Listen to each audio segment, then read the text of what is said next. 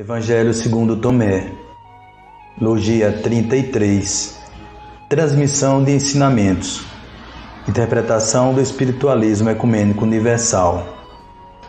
Disse Jesus: aquilo que ouvirdes com o ouvido e com o outro, proclamai do alto de vossos telhados, pois que ninguém acende um candeeiro e põe em cima uma redoma, nem o coloca em um lugar escondido, mas prepara-lhe um pedestal, para que todos que entrem e saiam possam ver a luz. Aquilo que ouvirdes com o ouvido e com o outro, proclamai do alto de vossos telhados. De que vale um tesouro no fundo do mar? Nada. Para ter valor, um tesouro tem que estar disponível para ser utilizado. É esta a comparação que Jesus faz. Os ensinamentos de Deus são tesouros que devem ser sempre utilizados para que possam ter valor. O Mestre já tinha nos avisado: aquele que tem ouvidos de ouvir, que ouça. Como explicado na Logia 8, ter ouvidos de ouvir é compreender a essência do ensinamento. Portanto, quando Jesus nos diz que o que ouvirmos devemos proclamar, Ele está falando de tudo aquilo que compreendemos da essência do ensinamento. Todos os ensinamentos devem ser transmitidos aos companheiros de jornada. Proclamar do lugar mais alto. Aquele que recebe o ensinamento e guarda para si mesmo, está utilizando sentimentos de avareza. É a transmissão constante dos ensinamentos que pode levar o espírito a interiorizar esses ensinamentos para que possa chegar ao amor universal. Aqueles que conviveram com Jesus aprenderam a essência dos ensinamentos, como agora está sendo permitido revelar. A vocês Deus mostra os segredos do reino do céu, mas a eles não. Versículo 11.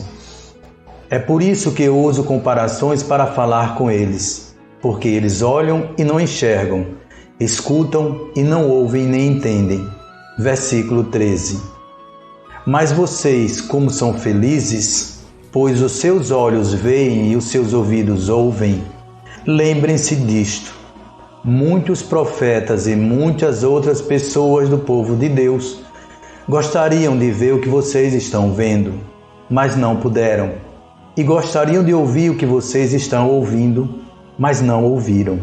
Versículos 16, Mateus capítulo 13. De que outra forma explicar o martírio dos primeiros cristãos? Como aceitar que se deixaram ser atirados nas arenas, onde permaneceram em oração? Estes cristãos ouviram de Jesus que eram espíritos que viviam em um mundo espiritual, onde a essência das coisas devia ser o alvo da atenção, que vinham a este planeta provar, que aprenderam o amor universal para reagir apenas com ele. Esses cristãos aceitaram Deus como a causa primária de todos os acontecimentos. Entretanto, aqueles que receberam a doutrina passada pelo Mestre guardaram estes segredos às 7 chaves para que apenas eles pudessem possuí-los. Transformaram a Boa Nova, doutrina baseada exclusivamente no amor, em um código de leis onde, atemorizando os seguidores, conseguiram manter o poder e o privilégio. Por isso Jesus disse: ai de vocês, professores da lei e fariseus hipócritas, pois fecham a porta do reino do céu aos outros, mas vocês mesmos não entram, nem deixam entrar os que estão querendo. Mateus 23, 13. A verdadeira doutrina de Cristo não pode servir para julgar, acusar ou penalizar ninguém, pois isto denotaria um sentimento de superioridade que acaba com a igualdade necessária para que haja o amor universal. Assim, os ensinamentos recebidos devem ser retransmitidos, sem que sejam usados para julgar ou apontar erros. Ao dizer que devemos transmitir os ensinamentos que recebemos, Jesus não estava passando uma procuração para julgarmos os outros, mas dizendo que devemos vivenciar esses ensinamentos em todo momento da vida, não só nos atos, mas também nas palavras. Os ensinamentos devem ser transmitidos não como códigos de leis, mas como conversação constante. Aquele que utiliza o amor está sempre repassando aos outros, mesmo sem motivos, as bases necessárias para a compreensão dos ensinamentos. A espiritualidade tem transmitido, a mando de Jesus, diversos avisos sobre a conversa tola. O ser humano perde o seu tempo em conversações frívolas, em assuntos que nada colaboram com a edificação do espírito. Aquele que tem o amor universal procura sempre transmitir a felicidade e sabe que ela só será alcançada quando se aprender a boa nova de Jesus. Ninguém acende um candeeiro e põe-lhe em cima uma redoma, nem o coloca em um lugar escondido. Guardar o ensinamento só para si é egoísmo. O Espírito vem à carne com a missão suprema de ajudar a Deus na sua obra, e para isso é preciso que ele se relacione com outros espíritos.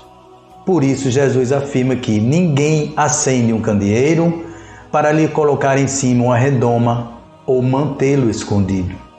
É preciso que ele esteja à vista para que a sua luz ilumine o caminho dos outros. Aquele espírito que vivencia o amor universal, quer seja pelos seus atos, como pela transmissão de ensinamentos, serve como guia para aqueles que ainda não conseguiram, transformando-se em um farol que ilumina o caminho a ser percorrido. Mas prepara-lhe um pedestal para que todos que entrem e saiam possam ver a luz. As situações que Deus coloca na vida de cada um existem para que aquele que tenha mais amor possa doar este amor ao seu semelhante. Elas são um pedestal para que a luz do amor possa iluminar o caminho do outro. Quando o ser humano perde o seu tempo em discussões frívolas, em assuntos banais, fofocas, está escondendo a sua luz. Relembrando a parábola dos talentos, Jesus e os 3 empregados, Deus nos confia o amor universal para que possamos multiplicá-lo enquanto estivermos longe dele, sem a memória das coisas espirituais. Aquele que conseguir multiplicar esse amor receberá mais amor para trabalhar, pois provou que é capaz de multiplicar o pouco. Aquele que esconde este amor será jogado em um lugar escuro, onde existe o ranger de dentes, ou seja, a infelicidade.